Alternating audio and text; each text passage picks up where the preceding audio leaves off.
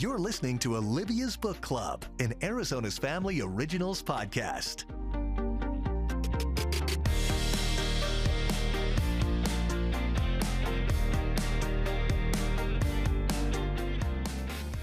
Welcome, everybody, to Olivia's Book Club, and I'm still your host, Olivia Fierro. Very happy you're joining us this week, and I know you are going to be as well. Readers, by the way, please stay tuned for after our author segment, because we've got a moment with Margaret, and she's highlighting some books that stand out to her that feature the stories of, let's just say, reluctant stars, and you'll naturally understand why as we move into our segment today.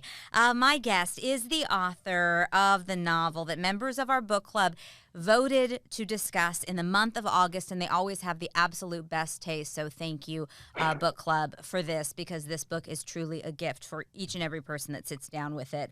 Bonnie Garmus is the author of Lessons in Chemistry, which, of course, by now you have seen everywhere, but for good reason. It deserves the attention. It is the funny, fresh, moving, and meaningful story of a powerhouse woman who you will never forget once you're spending time with Elizabeth Zott, a scientist who becomes famous as the host of an afternoon cooking show called Supper at 6. So, Bonnie, thank you so much for joining me and for gifting this book out into the world. It does the absolute best that a historical fiction can do, which is just put you completely in this space with these people. And I mean, of course, Elizabeth, we know, is unforgettable. Thank you so much. And I really love being here. Thanks for the invitation.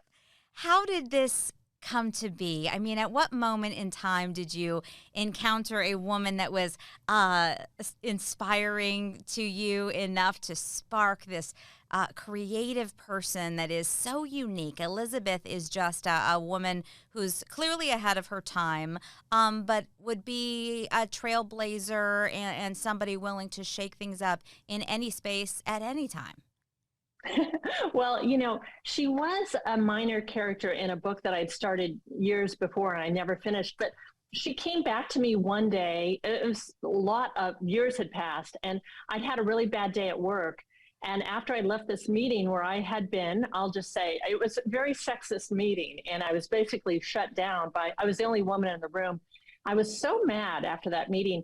I went back to my desk and I felt like Elizabeth Zott was sitting there with me, and I felt like she was saying, "You think you've had it rough?" And she just started telling me her story, and I wrote the first chapter of Lessons in Chemistry that day. Wow. So really you owe a thank you note to some jerk who is, right? Some Exactly. Chauvinist pig, disgusting loser. And look at what that birthed. I mean, ta-da. Right? It's so true. It's incredible, the challenges that will spark creativity and the times that we are tested, I guess. And what is so fantastic about Elizabeth is just the relatability, but the reminders of seeing on the page what women know to be true, which is the obstacles that you come up upon throughout the course of life, in professional life, in judgment surrounding your parenting, in relationship choices, and in everything else. And in so many ways, I mean, it's just not only just resilience and incredible fortitude to just make it through the day. Yep, exactly right. And I don't think, things have changed enough. And so that's why when I was writing it, it does seem to ring a few bells in current day, even though it's set in the late 50s, early 60s. So for those who are listening who have not yet stepped into Lessons in Chemistry, and by the way, congratulations, I understand it's already bound to be an Apple television series, which I'm not surprised at all, but it's going to be wonderful to see, right? Thank you. Thank you. Describe Elizabeth and Calvin and the very unique relationship between them. Well, I think Calvin and Elizabeth are both PhD. Well, she's not a PhD, but they're both chemists. He's a very famous chemist. And when they meet, it's the very first time that either of these people, who both come from very lonely, tragic backgrounds, find someone that they can actually relate to. Calvin Evans is attracted to Elizabeth Zott because of her brain, because it's the very first time he's found another chemist who understands chemistry as well as he does. And yet he's been nominated for Nobel Prizes and things. She is not. She's been nominated for nothing. She barely has a job where she's scraping by. But when they first meet, they realize they have this instant connection between them, and they kind of fight it a little bit. But then as they realize that they really need each other for different reasons, and they fall in love.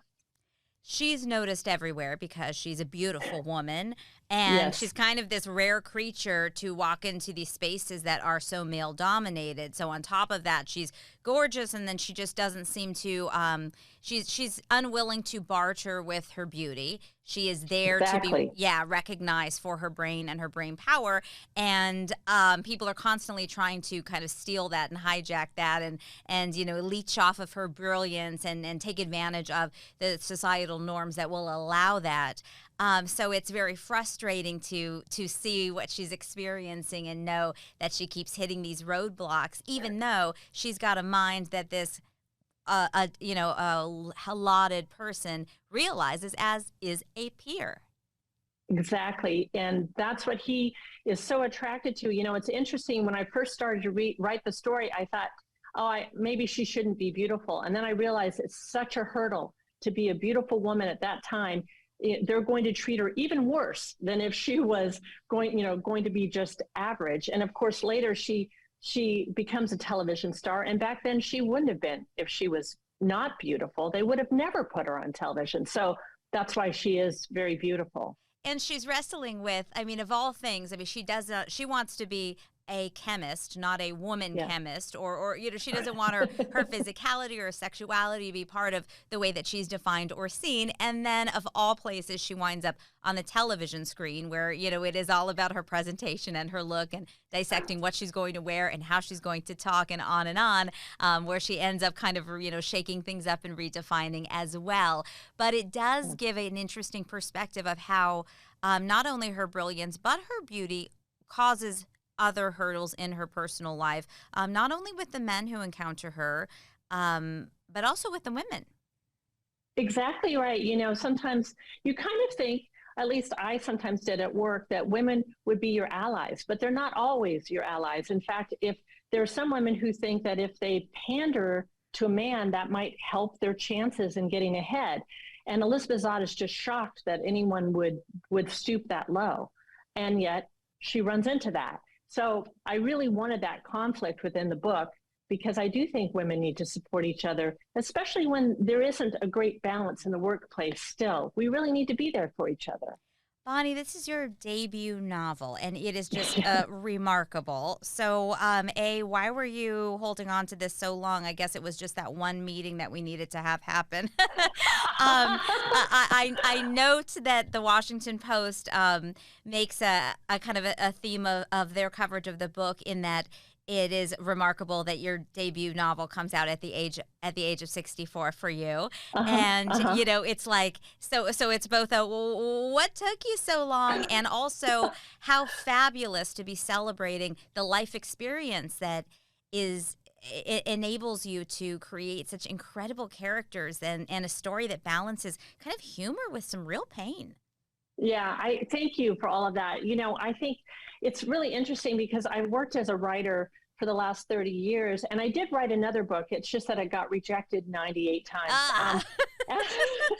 So when I started this one, I thought, okay, that last one was too long. When I started this one, I thought, I'm going to make it the right length. That is my goal. And that's what I did. But, it is really interesting being this age and having this kind of success. You do realize I was better able to create these characters, they're rounder, because I have had the experience of working with so many different people and understanding. I think as a writer, your biggest gift should be your empathy for others, really understanding how people feel. And you get better at that, I think, hopefully, as you age. Maybe some people are good at it right out of the gate, but I wasn't. So I'm really happy with how this has all turned out. Oh my gosh, this is fantastic, as you should be. And just to see the way that this book is impacting people and the dialogue that it is creating is, it's got to be profoundly rewarding. Among what makes this book so special is just some of these other characters that round out your story. Of course, we must talk about the incredibly unique and also brilliant daughter Mad, we'll say Madeline, Yeah, and mad. and also the dog. So clearly, you're an animal lover. For those who have not been in through this book yet, you give a lot more time to the thoughts and heart of our family best friends than most novels do. And it's just, if you have a dog at home and you know that they're looking at you with such love and depth of feeling that we imagine, it was delightful. Well, thank you. I really wanted to, I didn't know the dog was going to have these thoughts in the book until he started having more and more. And then I thought, all right, it's here to stay. And it occurred to me, the book is really about underestimating people. But as people, we tend to underestimate animals all the time. And, of course, this dog learns a lot of words. As it turns out, there was a dog named Casper.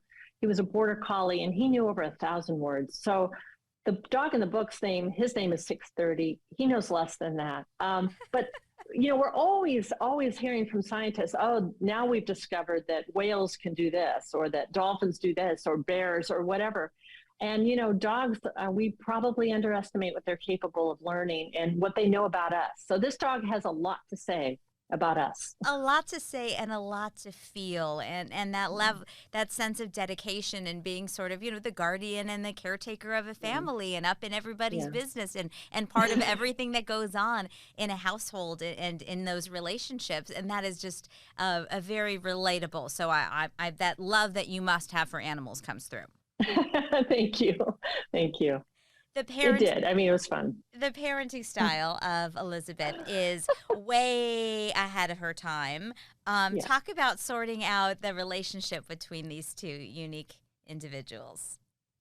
Well, when I was writing that character, I thought, what would a mother like that do? A mother who doesn't underestimate anyone. She's been underestimated her entire life. She refuses to commit that same mistake. So she does not underestimate her daughter, and she lets her daughter explore the world in a way that, I was like, oh, would you really do that? But she has great success with this. And, she has a very profound relationship with her daughter because there's a certain trust there between them. And I think it's really interesting, though. She really wants to put her daughter in school early, way too early.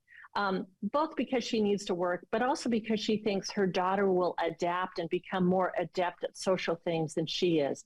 But that doesn't happen. And so, there is a mother trying to make up for the lack in her own life, saying, maybe I don't want my daughter to have the same problem that I had, but she does.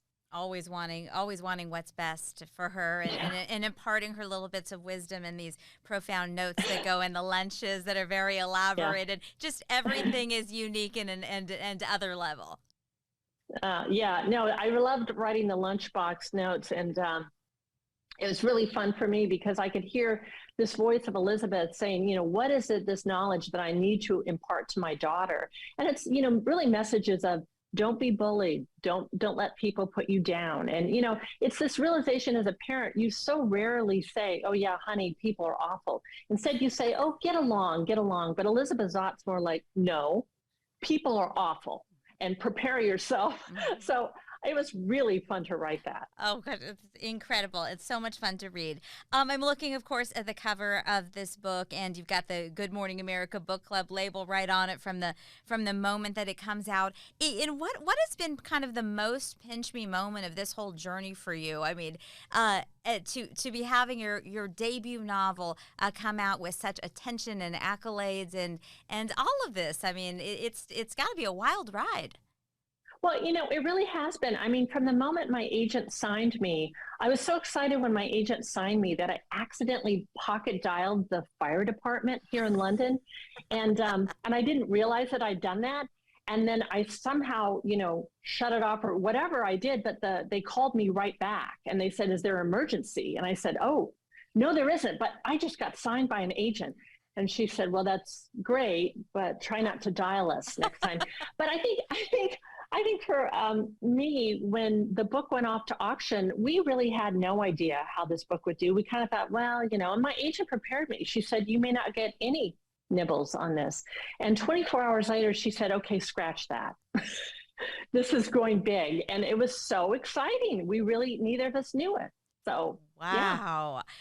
So, what happens next? How involved will you be in the adaptation, if at all? What are your feelings involving it? It must be so thrilling, but also nerve-wracking to think about. This is all you. This is all from your mind, and then Yeah. you've got to share that creativity and allow for it to grow outside of yourself. So what happens next, and are you writing another book already?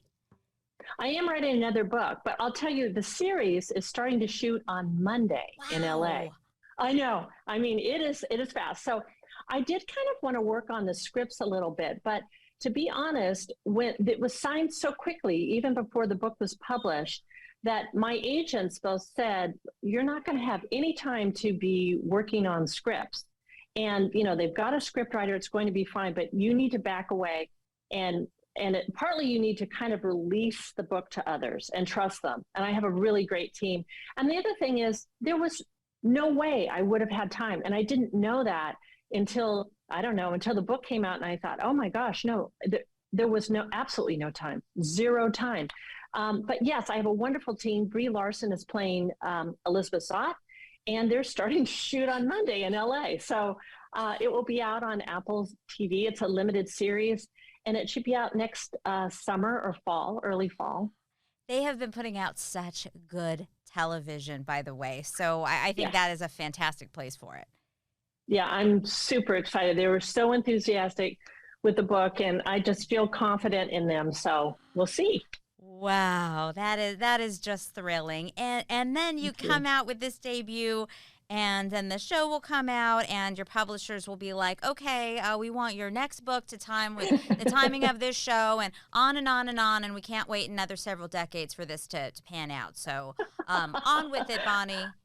Yeah, it's like you were sitting in the room. Yeah, I'm working on it. It's really interesting how much work there is just right now still in post-publicity. But I do a lot of events all the time, and I've been traveling quite a bit. So it is really hard to do everything. And I have 38 publishers, and they all need some support. Wow. So that means because of the prints all over the world. Yeah. Oh, my goodness.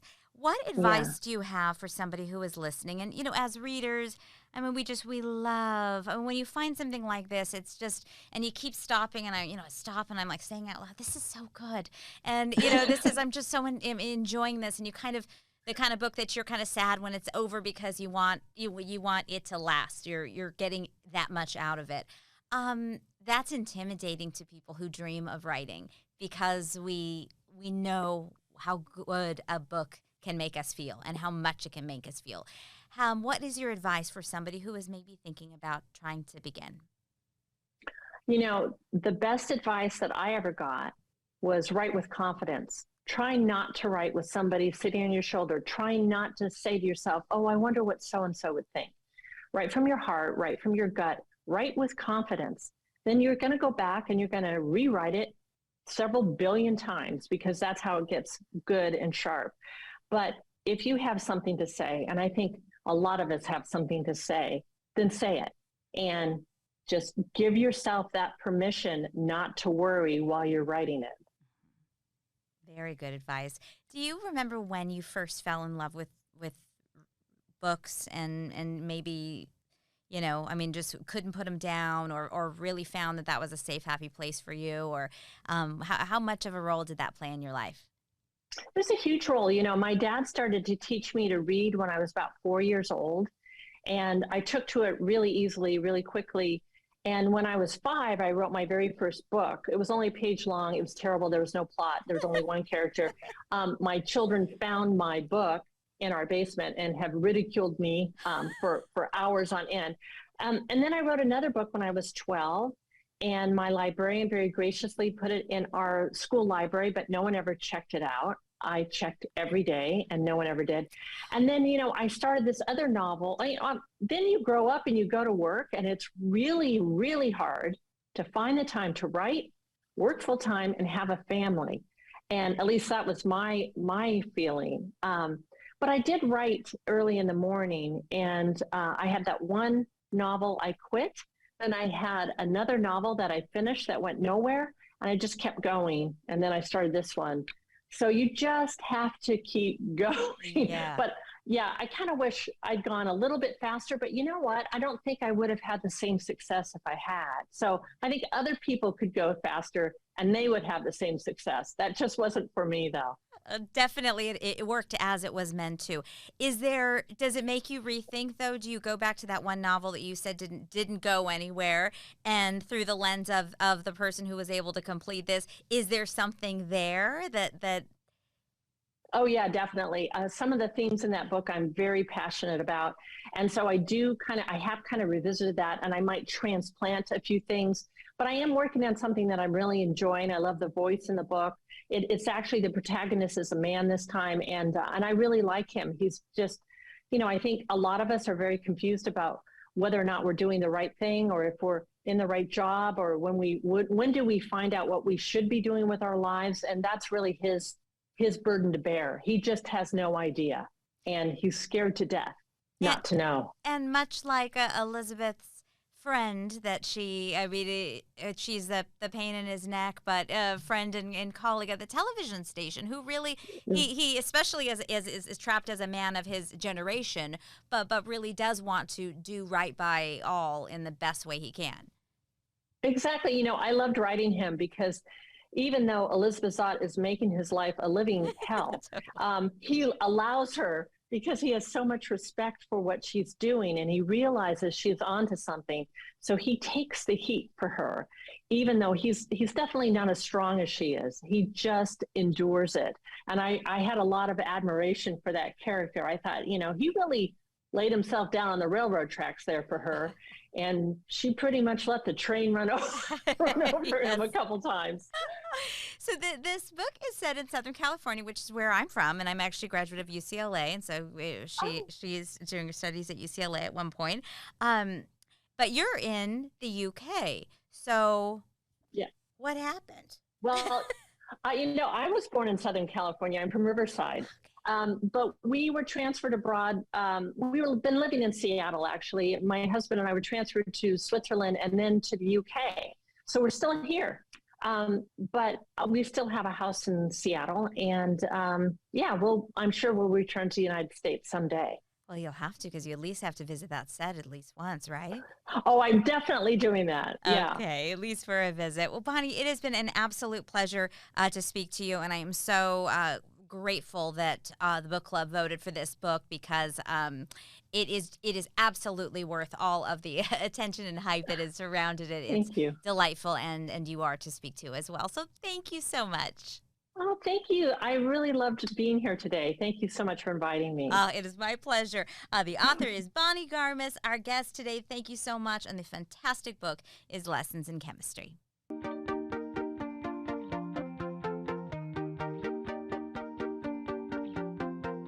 I have read many books that have had some reluctant women as stars that didn't necessarily want to be in the limelight the same way.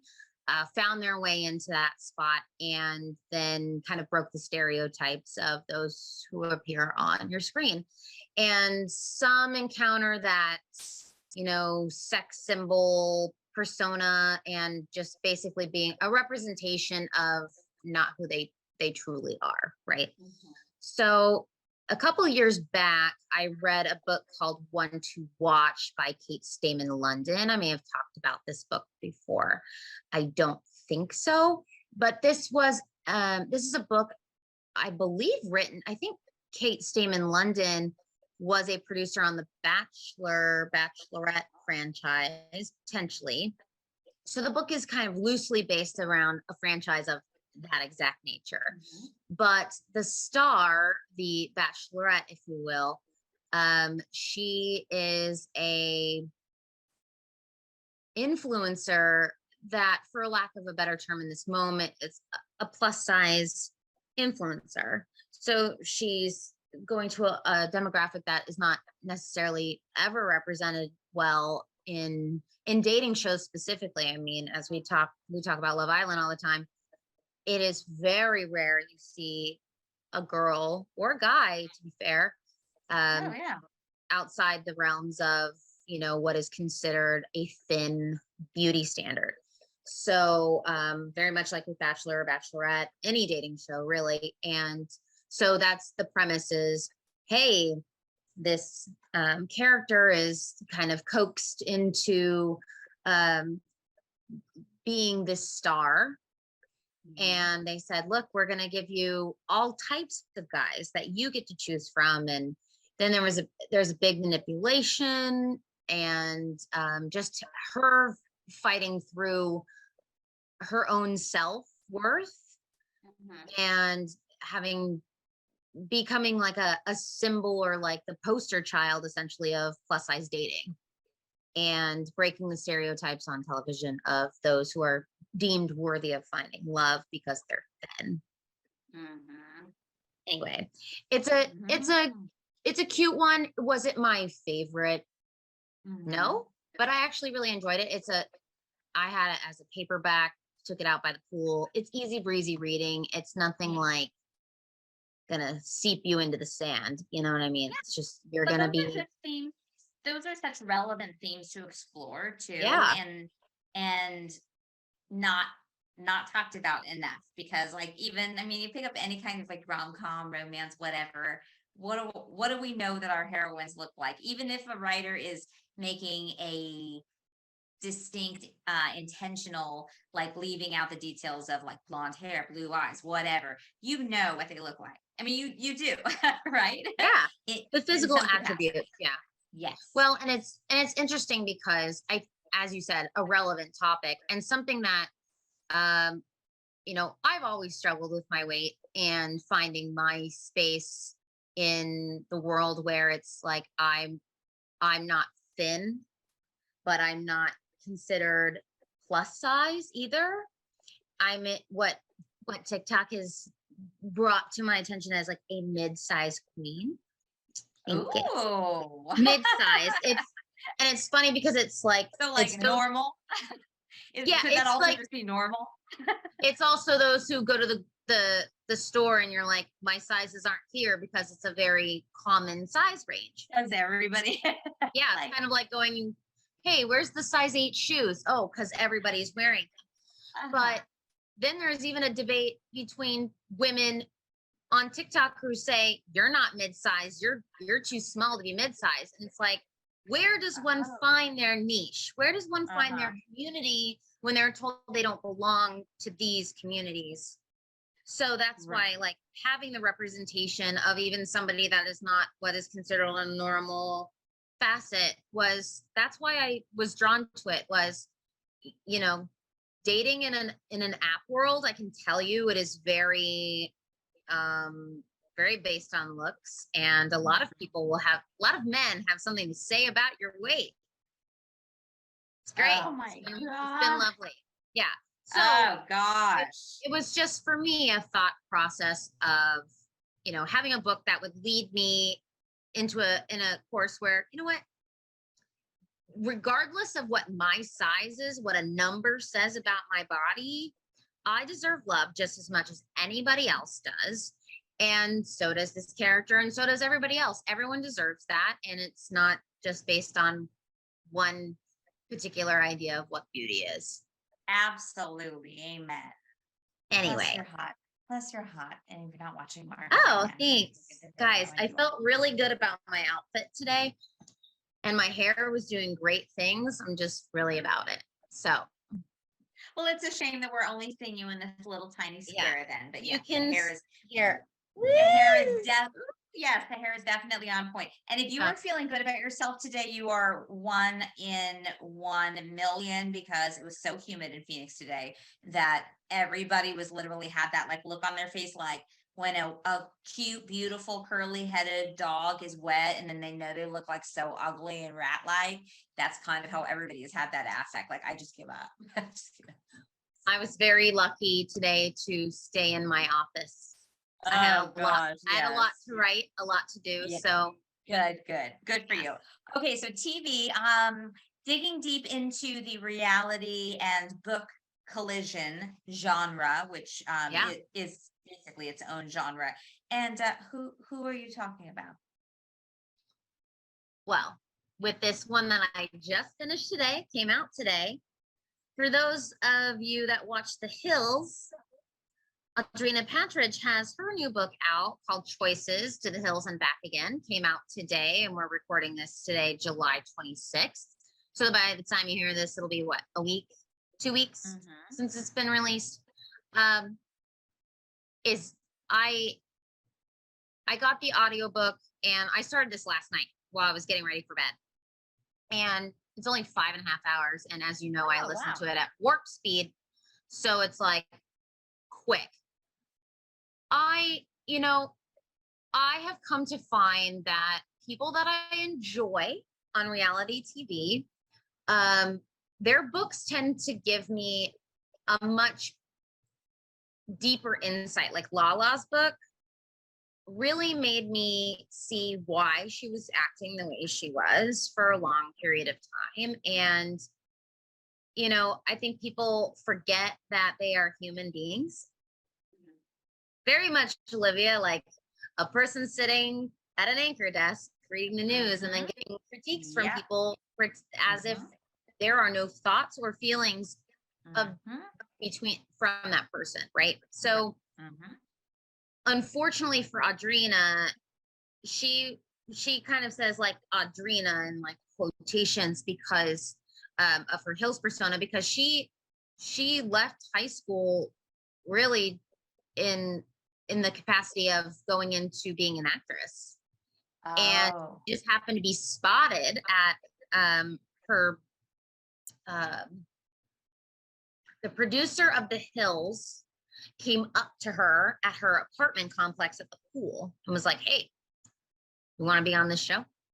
And it was the same apartment complex that Lauren and Heidi moved into at the beginning of The Hills.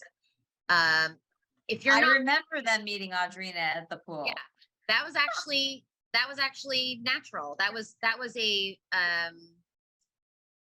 obviously she was set up to go there, but they met on camera. They had never met her before. But that's pretty smart casting, by the way. If you can scour, now it's LA and everybody is an aspiring actress, and so a lot of people are going to look the type. But if you know that your stars of your reality show are going to be in this building, and then you're able to find another girl that they can either have conflict with or a budding friendship with, and then right there, genius. Yeah, and they're still friends now, some of them. So, but the more intriguing part to me was, yes, I want to know some about The Hills, but more importantly, she had a very rough dating persona on the show. She was painted very roughly as like a girl who would just take whatever from a guy, just let them treat her poorly. Yeah, and she appeared like a doormat for sure. Oh yeah, for a lot of stuff. And she kind of peels that back and says, "Look, you're seeing a lot of what is somewhat manufactured. Like it would look like, Justin Bobby just appeared out of nowhere and then like disappeared." And she's like, "No, he was, but like right before the camera showed up and we're rolling, he'd been with me for hours. We lived together," stuff like that. But, she had a very tumultuous relationship with the father of her child and her husband that she only had for a year. So the last half of the book really is her discussing that very toxic relationship and how basically a big part of it, of her prolonging that hurt, and that was she was scared of being cast into this light publicly. She was harassed, and she was really scared. And she was not seeking out to be on reality television. And then this whole persona was painted for her. So she was really hurt about a lot of the stuff that was said and done. And then she had to like kind of teach herself that that's just a persona. That's just your on-camera person. And The Hills is very different shooting philosophy than I would say even current reality. Yeah. And she even talks about this where like she met up for like a Kristen Cavallari show that was on E! A couple of years ago. And she said no producer interfered. It was just them, watching as real life was unfolding, whereas The Hills was very manipulated, and some of it wasn't scripted necessarily, but it was like, hey, we need to redo that. Like, you're gonna have to have that whole conversation again. It's just like manufactured. Yeah. And so she had a hard time with that. So it's called Choices to the Hills and Back Again. It's such a quick read. Like, if you're even remotely intrigued about the inside and not even the super in-depth inside of the Hills and filming, I found it very interesting, and I enjoyed it. Thanks for listening to Olivia's Book Club, the podcast. I'm your host, Olivia Fierro.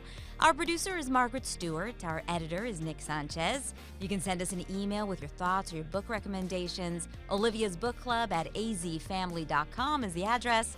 And you can check out Olivia's Book Club on Facebook or find us on Instagram. Hello, Bookstagrammers, at olivias.bookclub, and Margaret is at Overbooked and Overdue.